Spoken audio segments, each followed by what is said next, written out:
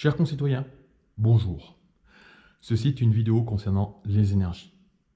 Avant de commencer cette partie sur l'énergie, je voudrais revenir sur le bouclier tarifaire et les 100 milliards d'euros dépensés en 3 ans. Outre le fait que cela soit une bonne chose à court terme, qu'en est-il sur le long terme? Est-ce que ces 100 milliards d'euros n'auraient pas été mieux dépensés en lançant une campagne d'équipement privé et public pour diminuer la facture tout bonnement? Je vais utiliser une métaphore que tout le monde va comprendre. La situation énergétique de notre pays correspond à mettre un pansement sur une plaie ouverte. Ça ne sert à rien. Aujourd'hui, le problème des énergies est de l'ordre de la finance. Nous sommes en train de nous appauvrir au profit du monde boursier. Autant dire que le simple citoyen va continuer à donner aux riches. Non pas que je veuille avoir un discours communiste, ce que je veux dire, c'est que la politique menée en France facilite l'extorsion de nos ressources pour de la spéculation économique. Par exemple, sur notre facture électrique, les Français payent une taxe pour le développement des énergies renouvelables. La CSPE, la contribution au service public de l'électricité. C'est un joli nom pour une escroquerie financière. Je m'explique. Pour inciter des sociétés à investir en France sur de l'énergie verte, l'État leur garantit le rachat de leur production 2 fois plus cher que le tarif normal. Sur le principe, ça tient la route. Mais jusqu'à quelle limite? Maintenant, concernant l'incitation à s'équiper en véhicules électriques, combien faudra-t-il de mégawatts en plus si la moitié de la population s'équipe avec de telles voitures? Et en contrepartie, on nous annonce des délestages électriques durant la période où la consommation est la plus forte dans les foyers.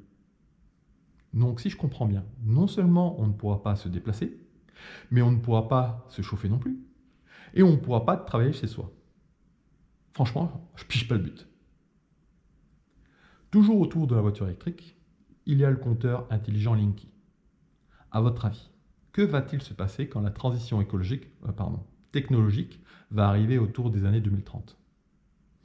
Grâce à mon boulier, je peux vous annoncer qu'il va y avoir des modifications sur nos factures électriques. Forcément, s'il y a entre 40 et 60% de taxes sur les essences et que les Français consomment moins de pétrole, il va falloir trouver une compensation.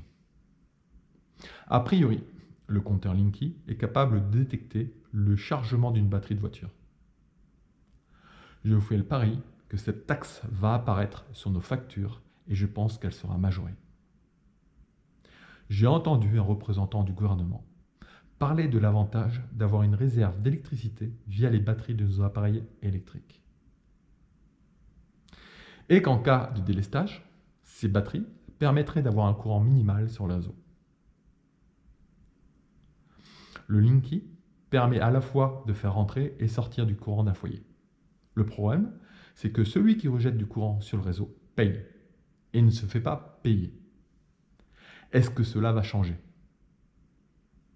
Car si un usager d'une voiture électrique a payé 10 € pour une recharge de sa batterie à 100% aujourd'hui, comment va-t-il être rétribué demain?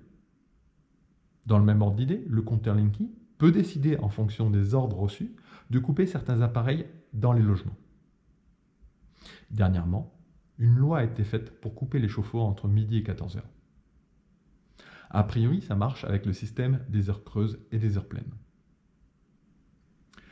Tous les électriciens savent qu'il suffit d'enlever le module du tableau électrique pour ne plus avoir de différenciation entre les heures creuses et les heures pleines.